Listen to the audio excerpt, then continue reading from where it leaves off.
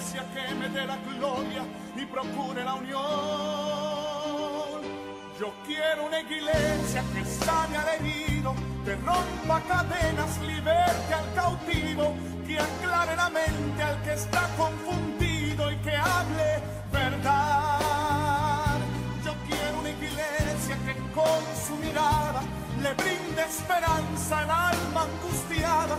Yo quiero una iglesia que sane la herida de la humanidad. Yo quiero un rebaño donde mis ovejas se sientan seguras y llenas de paz, donde mi palabra sea su alimento. Allí quiero morir. Y toda la iglesia dice, amén. Gloria a Dios. Vamos a Juan capítulo 6, verso 63. Como dije, quiero enfocarme en la importancia de la palabra, el poder de la palabra, y creo que voy a continuar el próximo domingo porque hay mucho que aprender sobre esto, a fin de que podamos estar establecidos. Juan capítulo 6 es un capítulo donde Jesús está hablando acerca de su identidad personal. En Juan capítulo 6, Jesús se presenta a sí mismo como el pan vivo. Y es algo que a los judíos les chocó. Escuchar a Jesús decir que Él había venido del cielo fue algo que los afectó en su razonamiento, porque eso establecía, uno, o la divinidad de Cristo, o dos, la preexistencia del Señor. Y eso era algo que ellos no podían entender. Luego Jesús habla en Juan capítulo 6 acerca de que la gente tiene que comer su carne y beber su sangre, y eso termina de chocar con el razonamiento de los judíos. Nunca nadie había hablado de eso. De hecho, estaba prohibido en la ley aún el beberse la sangre de los animales que eran sacrificados para comer su carne. Y aparece un hombre diciendo que es el que ha descendido del cielo, diciendo que Dios es su Padre y diciendo que tienen que comer su carne y beber su sangre. En lo natural y en lo lógico, eso chocó con la mente de los judíos y ellos lo rechazan por causa de ello. Pues bien, se da ese desarrollo, esa plática, esas discusiones en todo el capítulo 6, y llegamos al verso 63, donde Jesús, haciendo referencia a lo que había hablado con anterioridad, Él hace estas tres declaraciones. El Espíritu es el que da vida. La carne para nada aprovecha. Las palabras que yo les he hablado son espíritu y son vida. Y esta es la frase que a mí me inquietó para poder meditar esta mañana juntamente con ustedes en esta porción de la palabra. Oiga lo que Jesús dijo: mis palabras o las palabras que yo les he hablado son espíritu. Las palabras que yo les he hablado son vida. Ahora, esa declaración de Jesús es realmente importante, porque Él está poniendo en una posición sumamente elevada, de mucho valor, de mucho poder, sus palabras. Hasta el punto que está diciendo que las palabras que han salido de su boca son espíritu. Él está asegurando que las palabras que han salido de su boca son vida, o que producen vida. Y esto, hermano, está conectado con el texto que encontramos también en uno de los evangelios, allá en Mateo capítulo 4, verso 4, donde Jesús, hablando acerca de la situación de los israelitas en el desierto y de haber comido el maná, Jesús les dice: está escrito que no solo de pan vivirá el hombre, sino de toda palabra que sale de la boca de Dios. Y aquí la verdad espiritual que tenemos que entender es que de la misma manera que el pan o el alimento físico nutre o fortalece nuestro cuerpo, la palabra de Dios fortalece nuestro espíritu. La palabra de Dios es alimento para nuestro espíritu. Necesitamos comer la palabra de Dios. Necesitamos recibir la palabra que sale de la boca de Dios. Y esto es una referencia a Deuteronomio capítulo 8, verso 3. En Deuteronomio capítulo 8 y verso 3 dice que Dios trajo al pueblo por el desierto y te afligió y te hizo tener hambre y te sustentó con maná, comida que no conocías tú ni tus padres la habían conocido, para hacerte saber que no solo de pan vivirá el hombre, mas de todo lo que sale de la boca de Jehová vivirá el hombre. Ahora, aquí hay algo escondido y es de nuevo el principio de que la palabra tiene el poder de producir vida. Y yo creo que nosotros tenemos el privilegio de que al estar escuchando la palabra y recibirla en nuestro corazón, la palabra produce vida. Pero todos nosotros tenemos la responsabilidad de estar atentos a la palabra, de recibirla, de creerla, porque podríamos no recibir los beneficios de escuchar la palabra. Y entonces tenemos que escudriñar un poco con respecto al poder que la palabra de Dios tiene. Y vamos a darnos cuenta a través de algunas escrituras que Dios puede sanar con su palabra. Dios puede dar vida con la palabra. Dios puede consolar con la palabra. De hecho, hemos renacido por la palabra de Dios. Entonces, como cristianos, esta mañana nos vamos a establecer en la importancia de la palabra para poder entender que hay que darle la importancia, la preeminencia, el primer lugar en nuestra vida, porque de eso depende estar firmes. Jesús dijo de que el que le oía y hacía lo que él decía, lo comparaba a un hombre que edificaba su casa sobre la roca. Pero el que lo oía y no hacía lo que él decía, era como aquel que edificaba su casa sobre la arena. Así que la palabra también tiene el poder de dar estabilidad a nuestra vida. Cuando vienen las tormentas, cuando vienen los problemas, si usted está parado en la palabra, usted no se va a hundir. Pero cuando los creyentes no están parados en la palabra, no solo las tormentas, un pequeño viento los hace desviarse.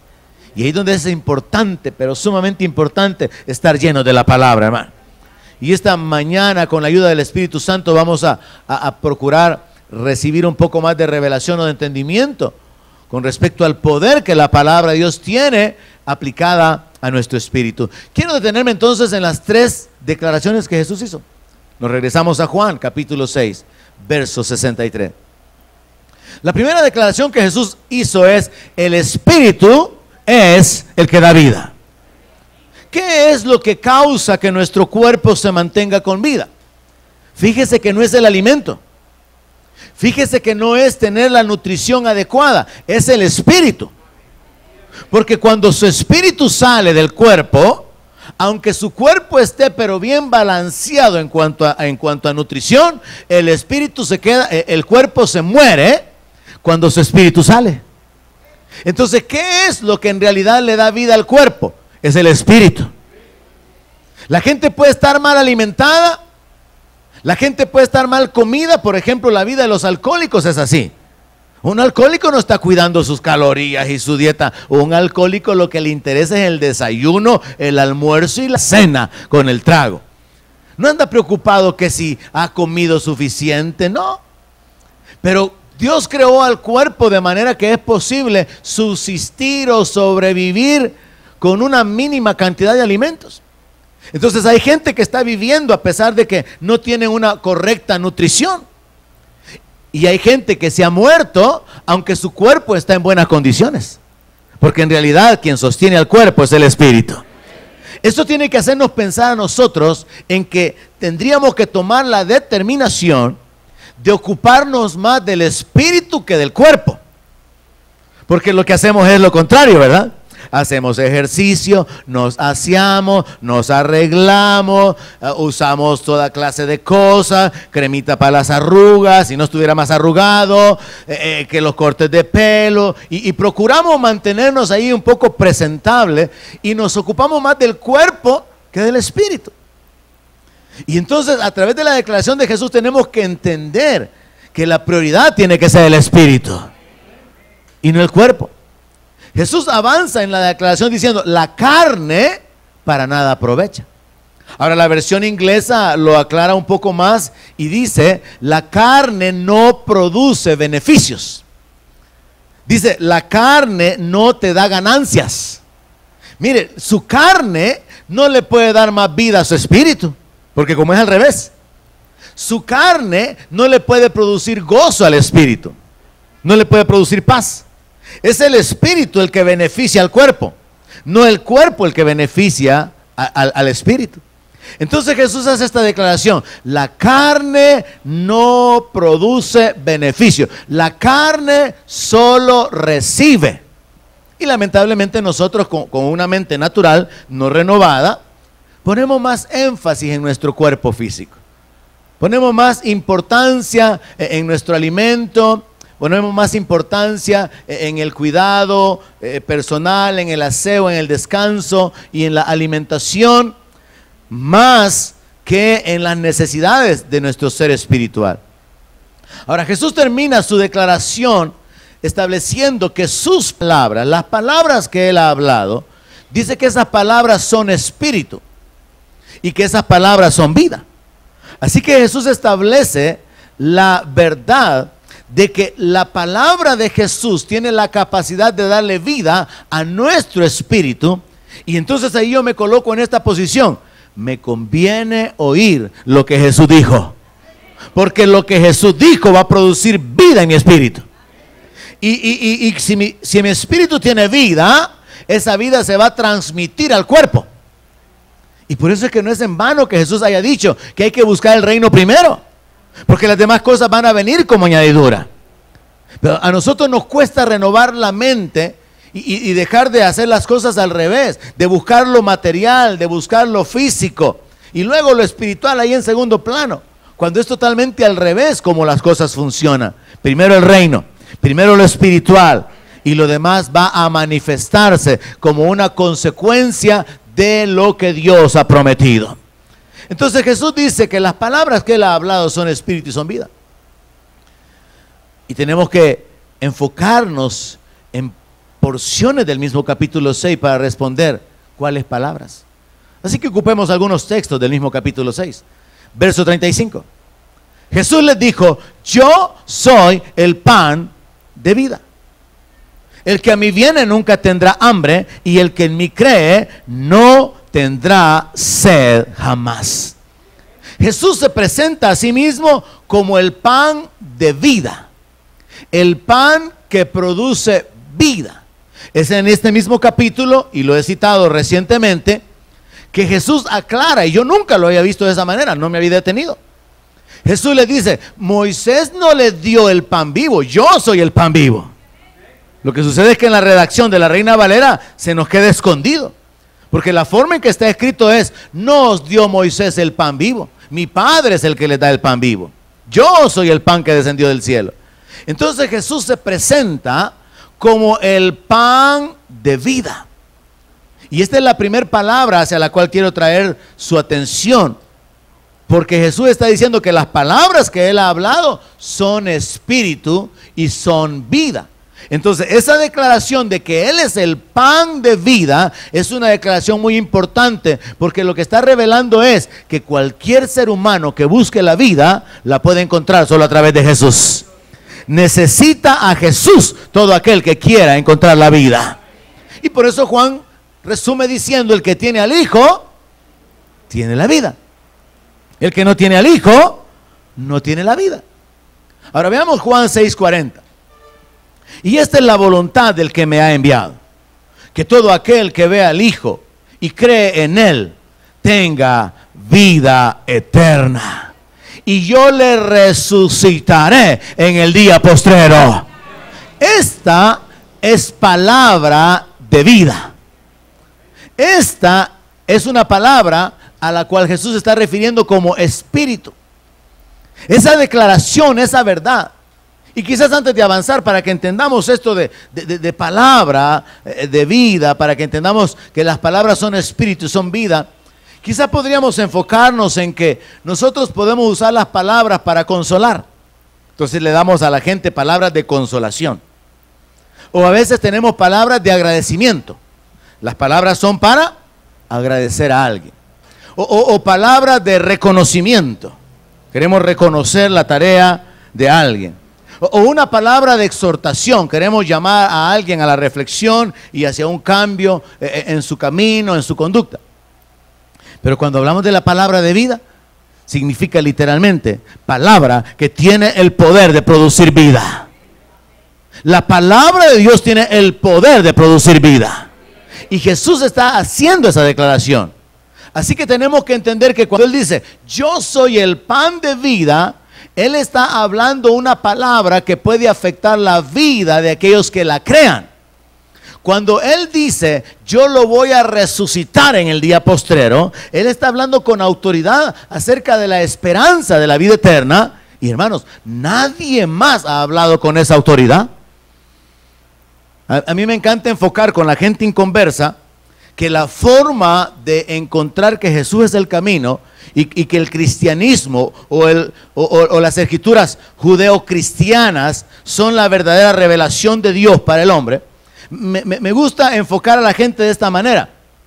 Hay que hacer un estudio de religión comparada y ver qué es lo que se predica en el islamismo, qué es lo que se predica en el budismo, qué es lo que se enseña en el hinduismo, que son las corrientes más grandes, y luego el judaísmo y el cristianismo que vienen a completarse. Y vamos a encontrar que solamente Jesús habló con tal autoridad de que Él había venido del cielo. Solamente Jesús dijo, glorifícame con la gloria que tuve contigo desde antes de la fundación del mundo.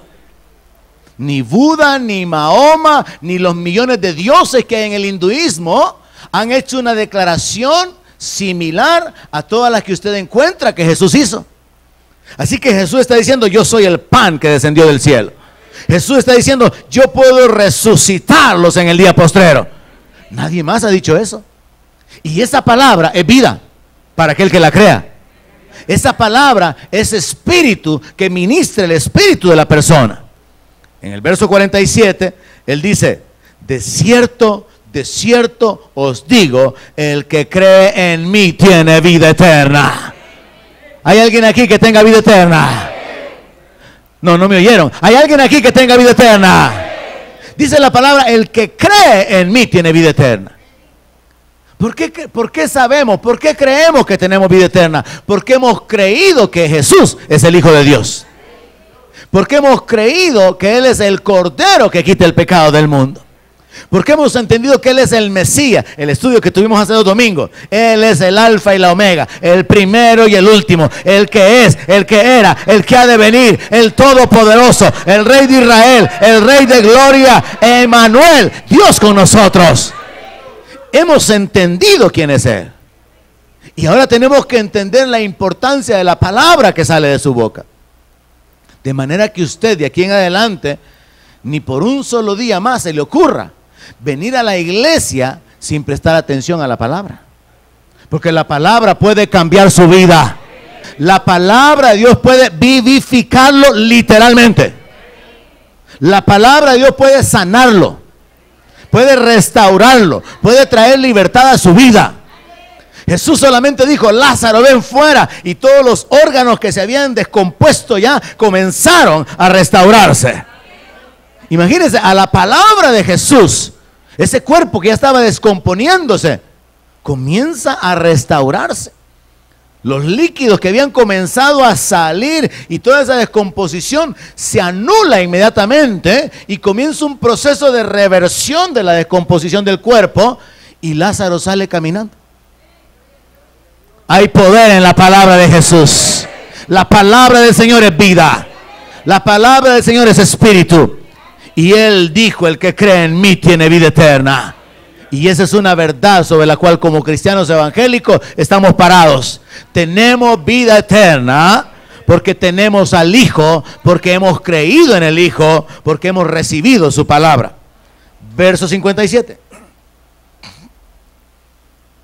Como me envió el Padre viviente, y yo vivo por el Padre, asimismo el que me come, él también vivirá por mí.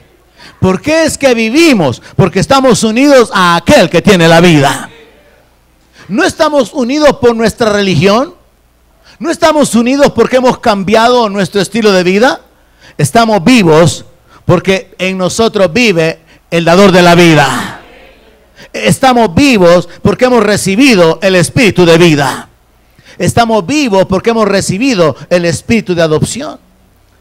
Ahora, Jesús menciona que así como el Padre lo envió y Él tiene vida en el Padre o por el Padre, Él dice, el que me come, Él también vivirá por mí.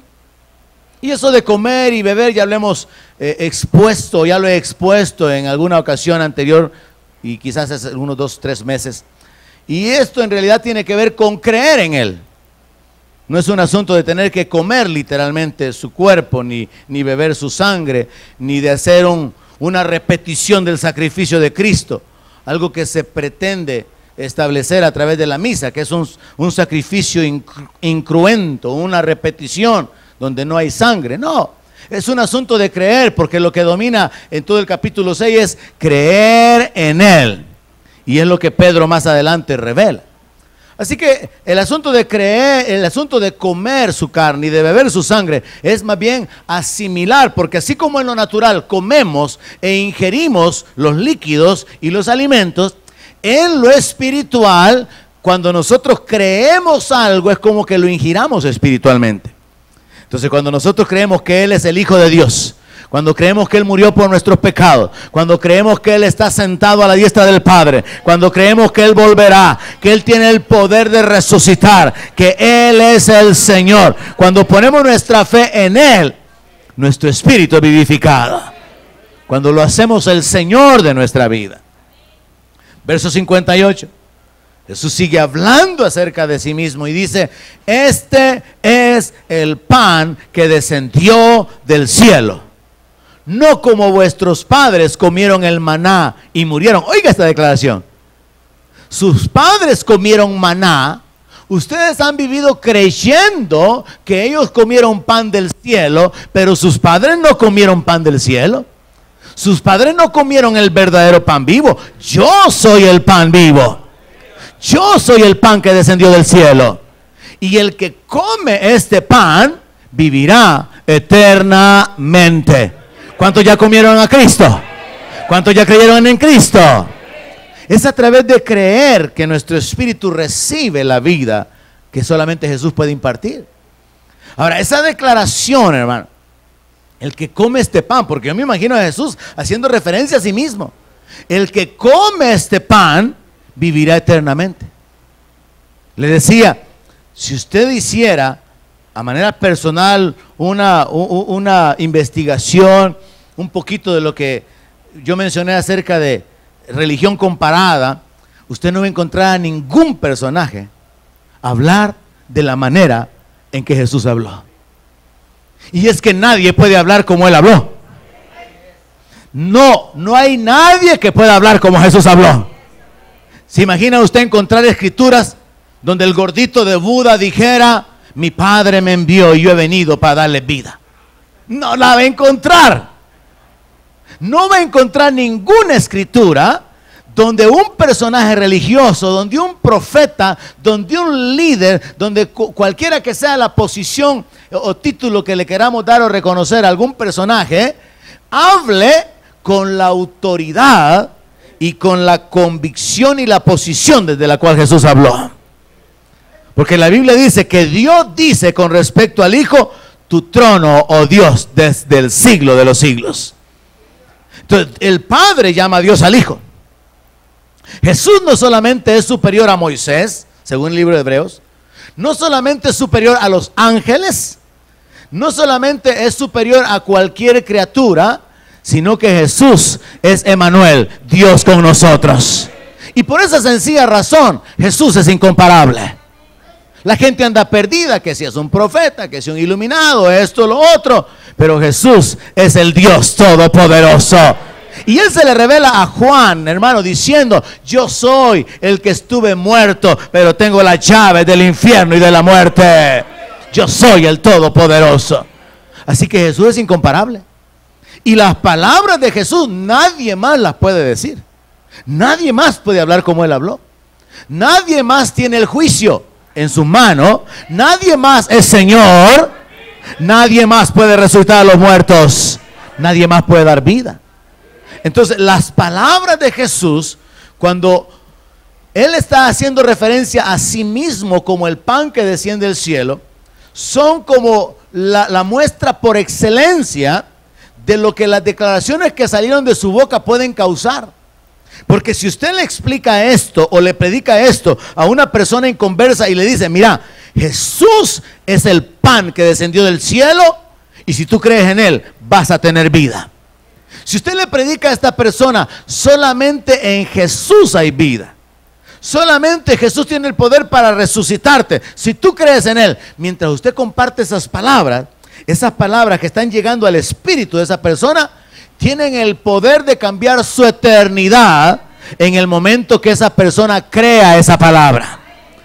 Porque es a través de creer que recibimos los beneficios. Entonces nosotros, según la palabra, ya pasamos de muerte a vida. Gloria a Dios por eso. Hemos sido sacados del reino de las tinieblas a la luz admirable, al reino de su amado Hijo.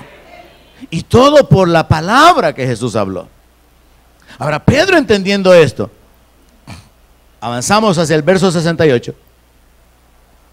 Pedro, entendiendo quién era el Señor, hace otras 3 declaraciones.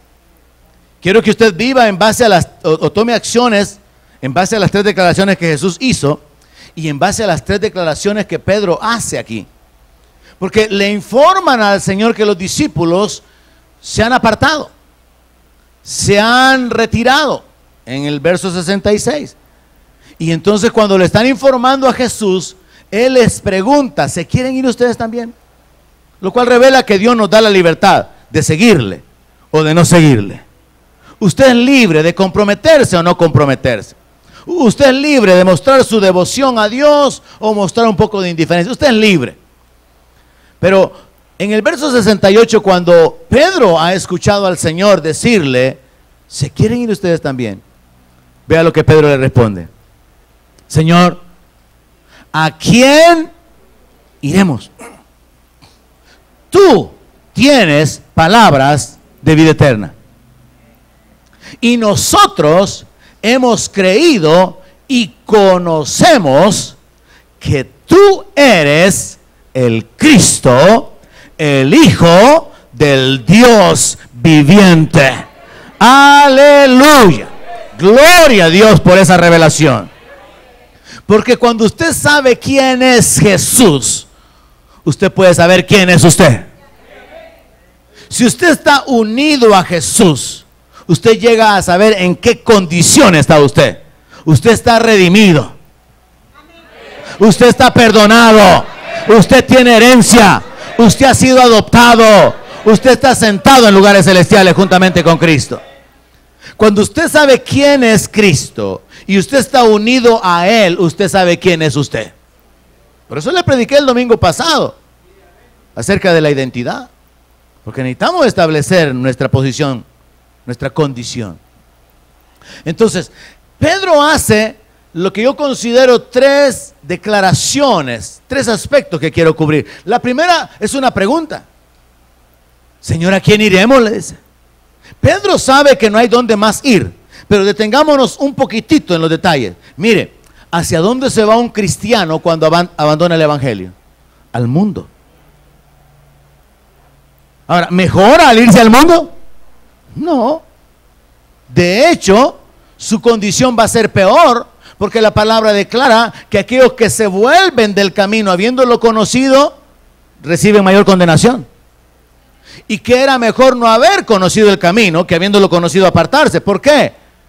Porque esto es una condición del ser humano en el cual, conociendo el sacrificio, conociendo la voluntad de Dios, la provisión del Padre, la persona viene y por negligencia rechaza la gracia de Dios. Entonces se hace merecedora de mayor condenación. ¿A dónde se van los cristianos cuando dejan de perseverar en el evangelio? Algunos a otras religiones. Yo conocí a una persona, a una señora que había sido cristiana, pero que estaba con los mormones.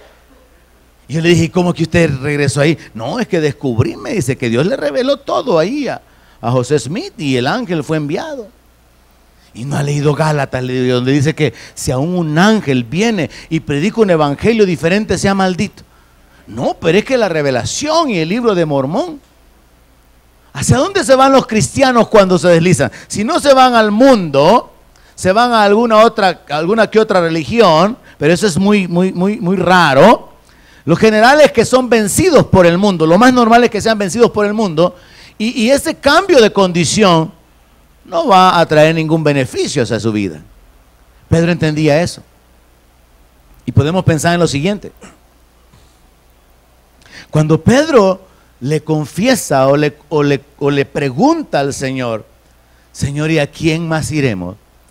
Pedro está pensando, Señor, ¿nos vamos a volver a los fariseos y a los escribas hipócritas con sus enseñanzas? Señor, ¿nos vamos a volver a los filósofos griegos? Porque recuerde que los griegos dominaron antes de los romanos. ¿Nos vamos a volver a vivir bajo filosofías humanas? Señor, ¿nos vamos a volver a la ley? ¿A vivir sometidos bajo ese montón de preceptos y mandamientos que no podemos cumplir? ¿A quién más iremos, Señor?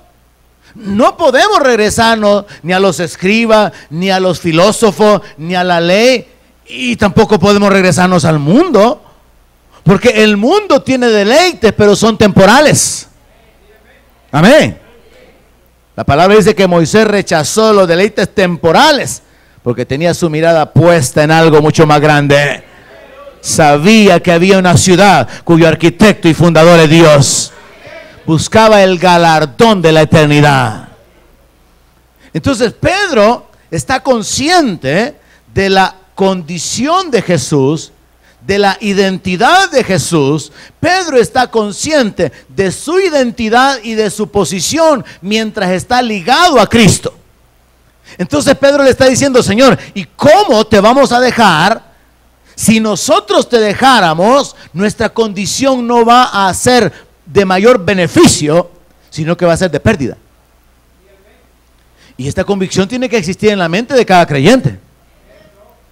¿Para dónde se va a ir usted si abandona el Evangelio? Si abandona a Cristo.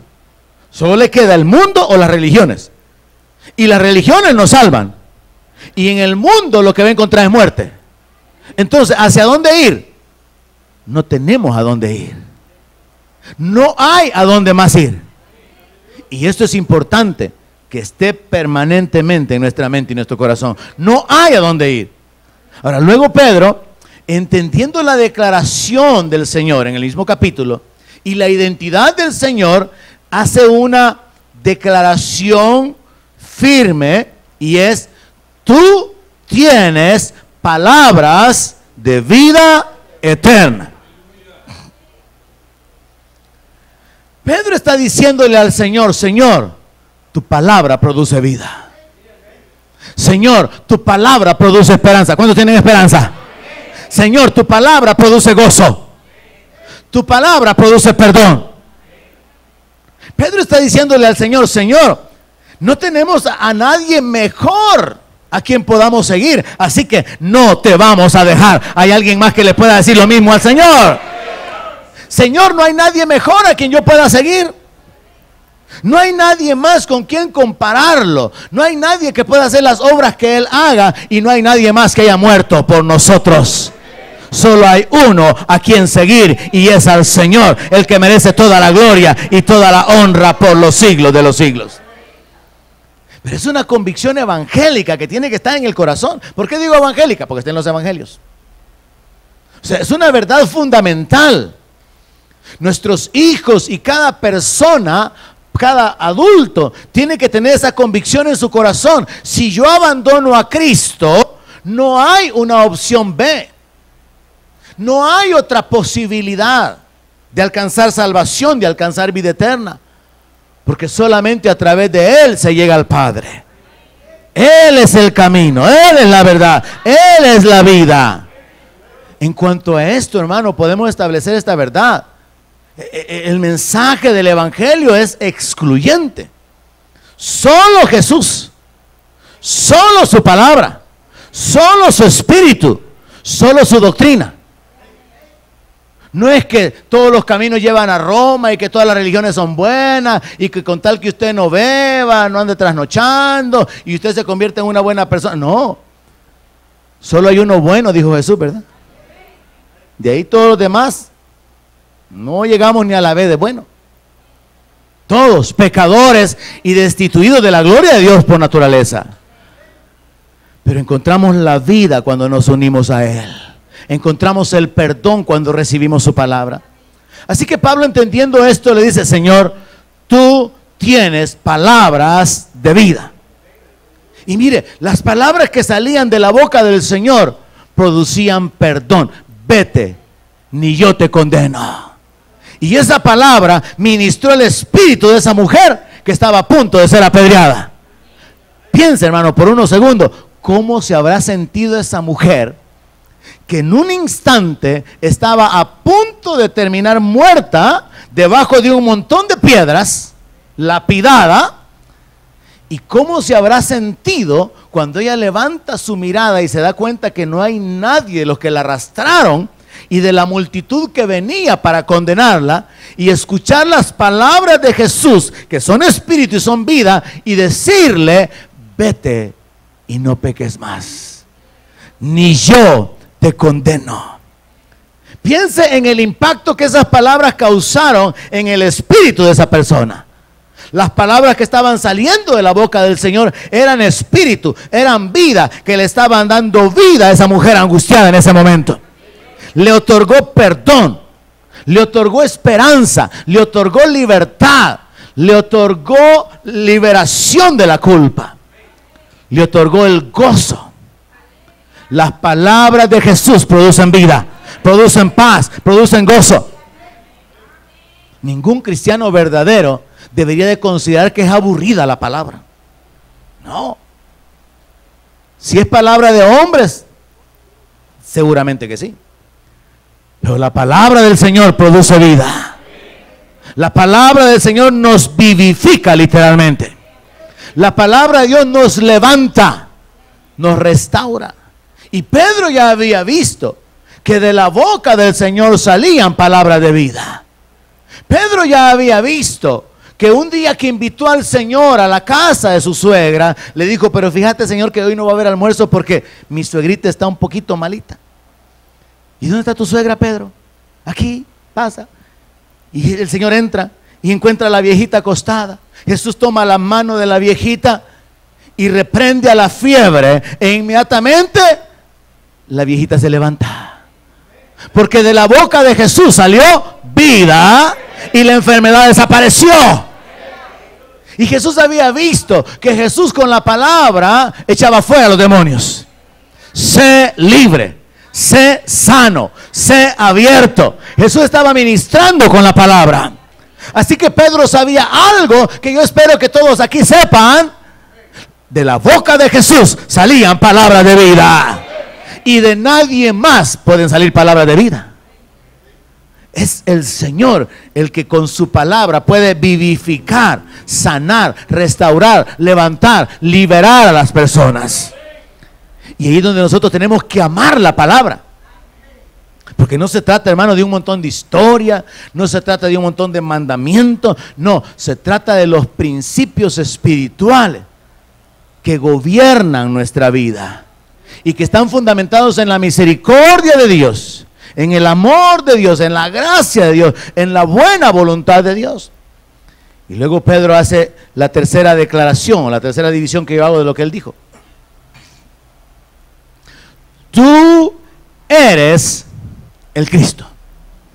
Nosotros hemos creído y conocemos que tú eres el Cristo, el Hijo del Dios viviente. Tú eres el Cristo. Cuando usted sabe quién es el Cristo, cuando usted sabe que usted tiene vida por lo que Él hizo, cuando usted tiene la esperanza por lo que Él ha obrado en su espíritu a través de su palabra, usted no va a ser movido por nadie. Amén. Usted puede tener toda clase de personas a su alrededor, ateos que hablan herejías, filósofos que se creen muy elevados, gente que cree en reptilianos y en ovnis y en marcianos. Usted puede estar rodeado de toda clase de persona religiosa, pero si usted sabe quién es el Cristo, usted nunca se va a apartar del Señor. Puede hacer que lo impresionen algunas conductas o culturas extranjeras. Puede hacer que no deje de llamarle la atención si apareciera por ahí un grupito de peloncitos con colita y tamborcitos y le hablan de la paz y el amor y la paz. Y puede hacer que usted se siente impactado y cómo que esta gente vive feliz y con su sencillez. Pero nadie puede hablar las palabras que Jesús habló. Ni nadie puede darnos lo que Jesús nos ha dado. Nadie. Simplemente Él es incomparable. Él es el único que hace maravillas. Él es el Cordero que quita el pecado del mundo. Así que Pedro hace esta declaración: Señor, nosotros hemos creído. Nosotros conocemos que tú eres el Cristo, tú eres el Mesías, tú eres el príncipe salvador. Tú eres el profeta del cual se habló que había de ser levantado.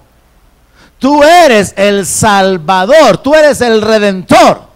Él, no uno de. Tú eres el Cristo.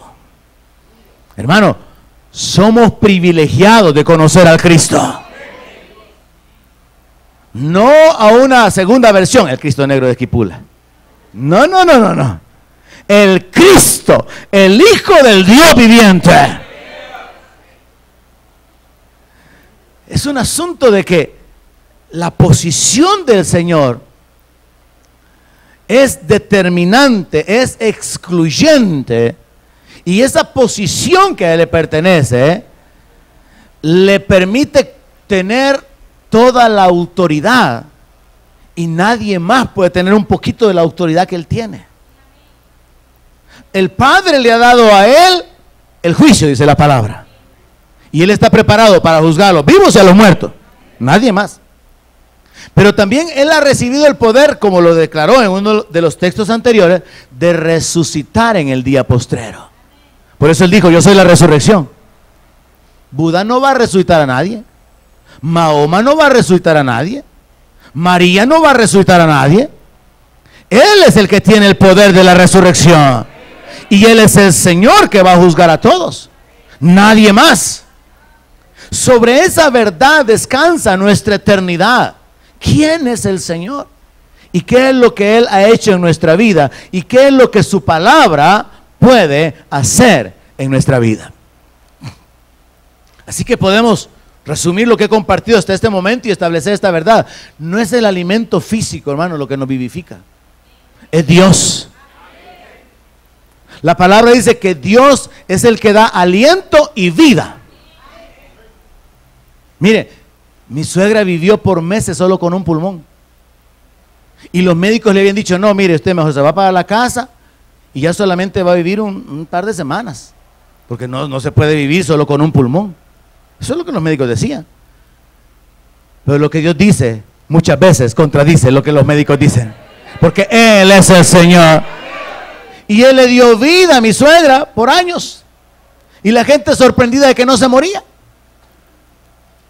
porque es Dios por su espíritu que da vida. Es nuestro espíritu el que vivifica el cuerpo, o el que mantiene el cuerpo vivo. Y si nuestro espíritu está vivificado por el Espíritu de Dios, tiene que haber vida abundante en nosotros, hermano. Y esa es una base fuerte para la sanidad. Por eso en Romanos dice que el Espíritu vivificará nuestro cuerpo. Y si la palabra de Dios está nutriendo nuestro espíritu, entonces nuestro espíritu estará fortalecido y vivificando nuestro cuerpo. Ahora, eso no significa que no tengamos el recurso natural del alimento, de las vitaminas, los minerales. No caigamos en la torpeza de los extremos. No. Dios nos ha creado como seres tan especiales, complicados, complejos y completos, que tenemos acceso a dos mundos. Los ángeles pertenecen al mundo espiritual únicamente. Ellos no saben que es una doble queso burguesa con extra queso y jalapeño y Coca-Cola Light. Los ángeles no saben qué es un buen filet mignon. Los ángeles no saben que la carne del salmón es diferente de la tilapia. Los ángeles no saben nada de eso, porque su mundo es otra cosa. Pero nosotros sí podemos saber sobre eso. Nosotros fuimos creados para tener acceso a dos mundos, al mundo físico y al mundo espiritual. Y Dios quiere mostrar su gloria en nosotros, manifestar su poder en nosotros. Por eso nos ha dado su naturaleza, porque somos una creación especial. Entonces nosotros podemos recurrir a lo natural, a lo físico y disfrutar de las cosas en el mundo, pero también tenemos acceso a las cosas espirituales, el gozo de Dios, la esperanza de la salvación y de la vida eterna. Nosotros podemos accesar a los dos mundos. Y la idea es que podamos obtener lo mejor de los dos, porque la palabra de Dios dice que Dios nos da las cosas en abundancia para que las disfrutemos. A veces habrá, como parte de nuestro caminar en Cristo, renunciar a lo que tenemos. Pero Dios en su bondad nos permite disfrutar las cosas. Pero entendamos esto, no es en realidad el alimento lo que nos vivifica, es el Espíritu el que nos vivifica. Es el Espíritu el que mantiene a ese cuerpo todavía con vida. Es la palabra de Dios, que también es Espíritu, la que vivifica nuestro espíritu. Y aquí en lo personal yo puedo quizá testificar como una experiencia de vida. He estado expuesto a la palabra por años. Entregué mi vida a Cristo en 1984. Así que tengo 32 años de estar en el Evangelio. He estado expuesto a la palabra, y mientras yo meditaba en esto, yo pensaba, he recibido tanta palabra, pero traduzcámoslo, he recibido tanta vida, que tengo vida. Estoy lleno de vida, y puedo hablar de la vida, y puedo compartir la vida. Así como cuando Pedro le dijo al cojo, ¿verdad? Lo que tengo te doy. Como él tenía vida, dio sanidad. Y Dios quiere usarnos para poder compartir la vida, para poder compartir la esperanza, compartir el gozo, compartir la paz. Porque eso es lo que Dios hace con su palabra. Dios nos cambió por su Espíritu en el nuevo nacimiento. Y Dios sigue ministrando nuestra vida con su palabra. Porque el hombre no vive solamente de lo que come, sino de la palabra que sale de la boca de Dios. Y cuando usted ama la palabra, hay un proceso secreto, un proceso espiritual. Cuando usted lee la palabra, y este es el problema con los que no la leen, cuando usted lee la palabra, Dios aplica esa palabra en su espíritu y usted recibe vida. Y usted lee más de la palabra y recibe más vida. Imagínese usted, hermano, como que usted está delante del libro, y mientras lee la palabra y cree la palabra, vida es inyectada a usted. La vida de Dios es transmitida a usted por solo oír, por solo leer, por solo creer la palabra que está escrita. Y luego también eso se complementa cuando el Espíritu Santo le recuerda una palabra. Una palabra ha cambiado la vida de muchas personas. Una sola palabra puede levantar la vida de las personas, porque Dios en su palabra muestra su poder. Podemos ver en Hebreos capítulo 4, verso 12, que la palabra de Dios es viva y eficaz. La palabra es viva. Jesús dijo, mis palabras son vida. Pedro le dijo, tú tienes palabras de vida. Entonces mire, la palabra es viva. La palabra es de vida. O sea, la palabra no solamente está viva, sino que produce vida. Eso es lo más importante que quiero que usted se lleve de aquí esta mañana. La palabra produce vida. La palabra de Dios puede producir vida en su espíritu.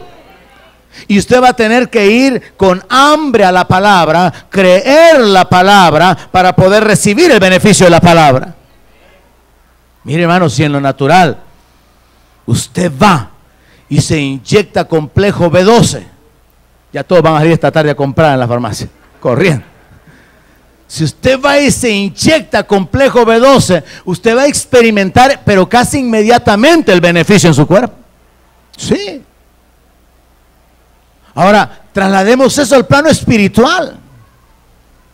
Si usted va a la palabra y de veras cree, y de veras oye al Señor hablando a su espíritu, no temas, yo soy tu Dios que te sostengo, nunca te dejaré, nunca te desampararé, siempre te sustentaré con la diestra de mi justicia.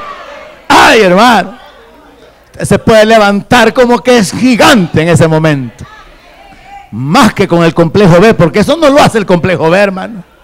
No, hermano. Usted va a la palabra y esa palabra vivifica su espíritu. Y usted ahora recibe la vida de Dios. Y ahora usted camina con esa vida. Ahora usted entiende por qué algunos cristianos no tienen vida. Sin necesidad de que toque el asunto.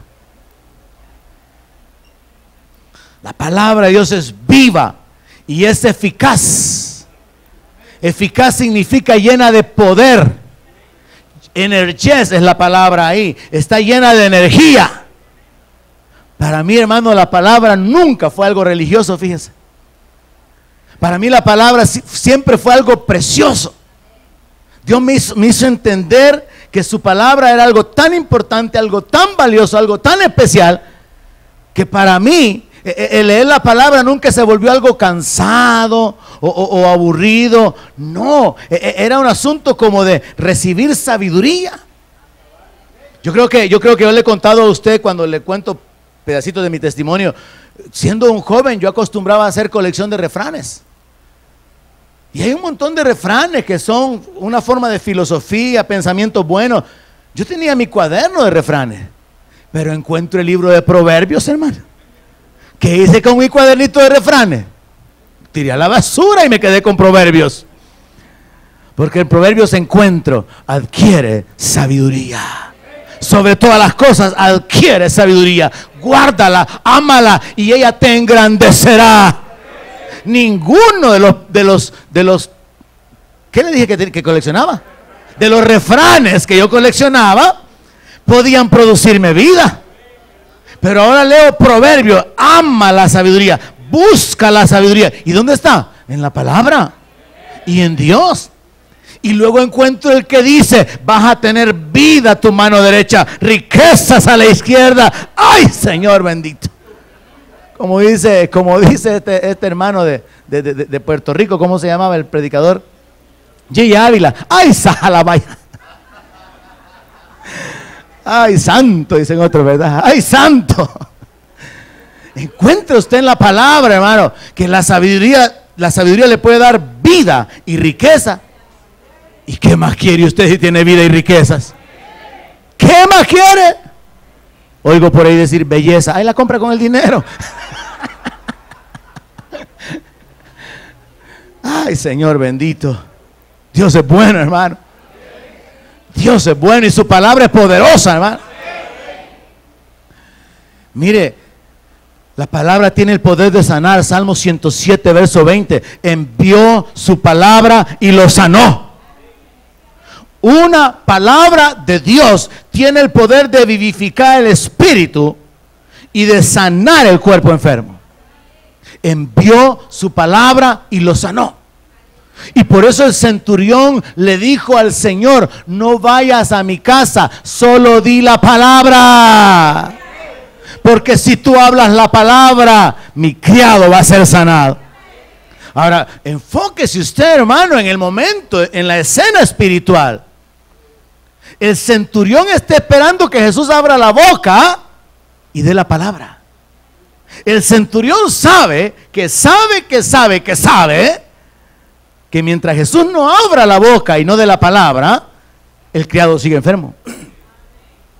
Pero el centurión sabe que cuando Jesús abra la boca, esa palabra va a salir y el criado se va a sanar. Y no es ahí donde Jesús dijo que se sorprendió, se maravilló porque no había hallado ni en Israel tanta fe.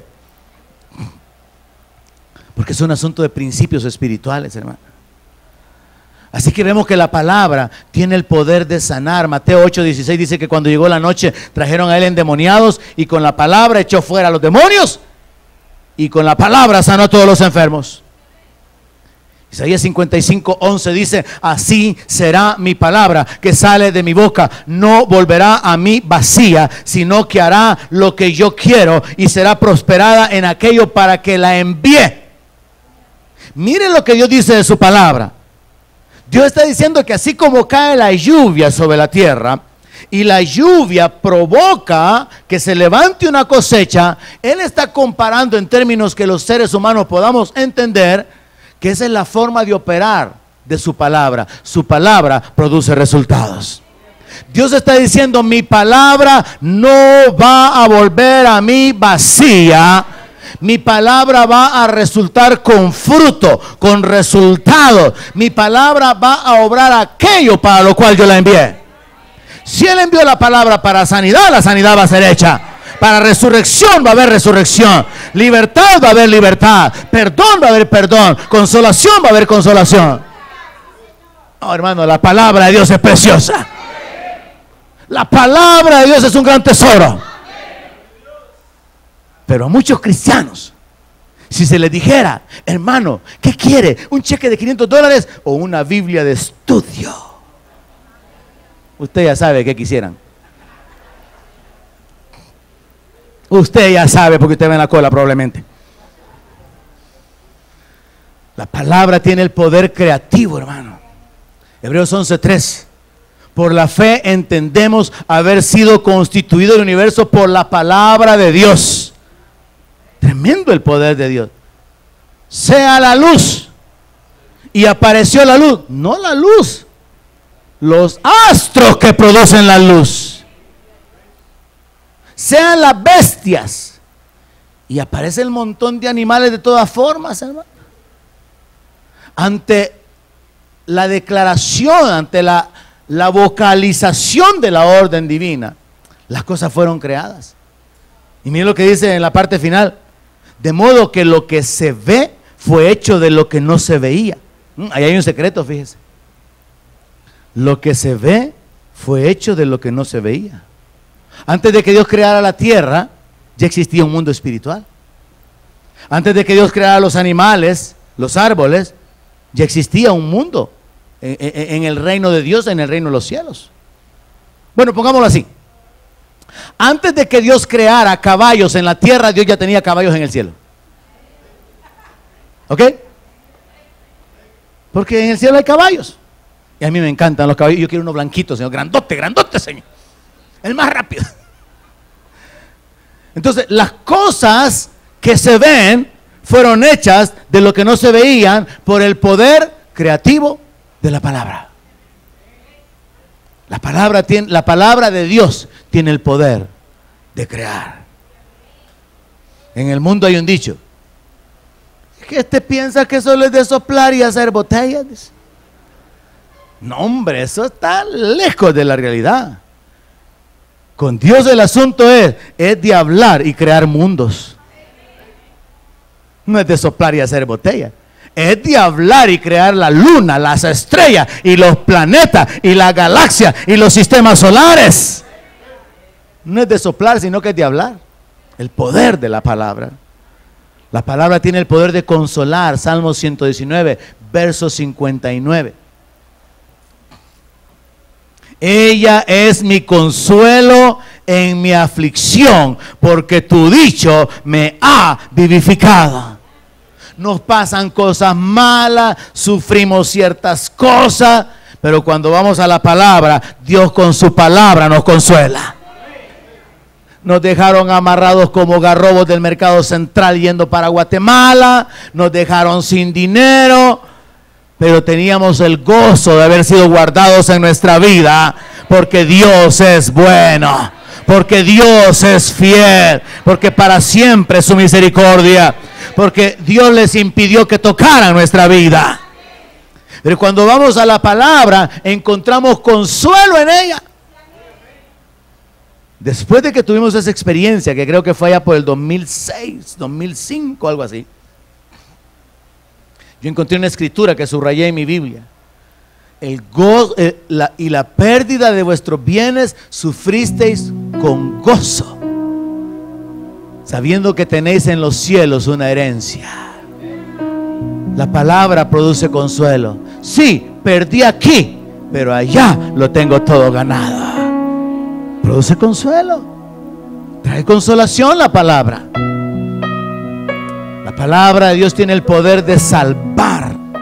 Santiago capítulo 1 verso 21. Por lo cual, desechando toda inmundicia y abundancia de malicia, reciban con mansedumbre la palabra implantada, la cual puede salvar vuestras almas. No hay otra palabra que pueda salvar al ser humano, solo la palabra de Cristo. Solo Él tiene palabras de vida. Solo Dios puede dar vida con su palabra. Las filosofías, las religiones, las corrientes del mundo no pueden producir vida, no pueden salvar. Pero la palabra implantada puede salvar su alma. La palabra tiene el poder de salvar. Primera de Pedro capítulo 1 verso 23. Poder regenerador.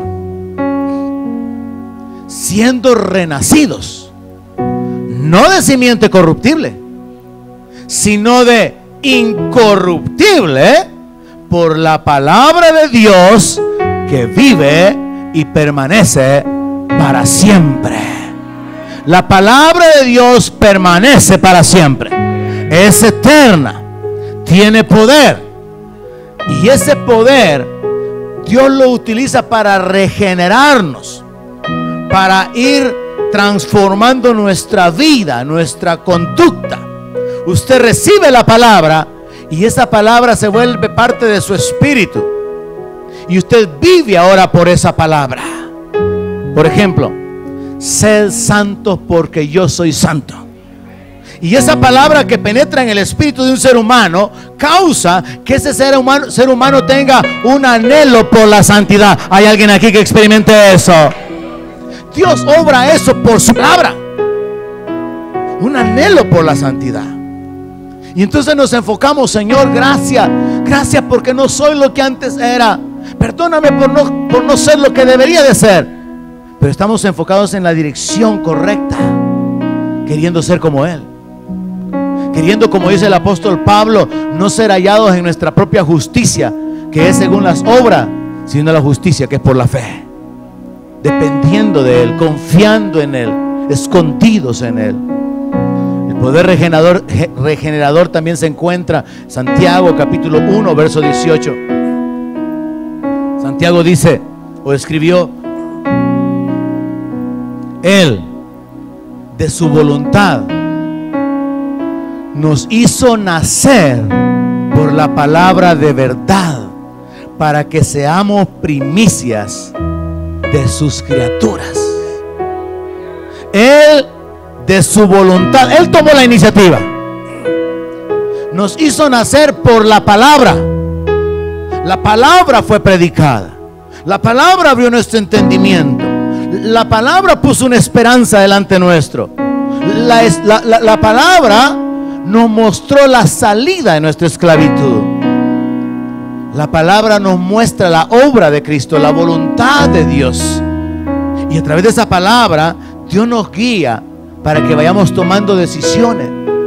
Y una de las decisiones más importantes que podemos tomar es amar la palabra y permanecer en la palabra.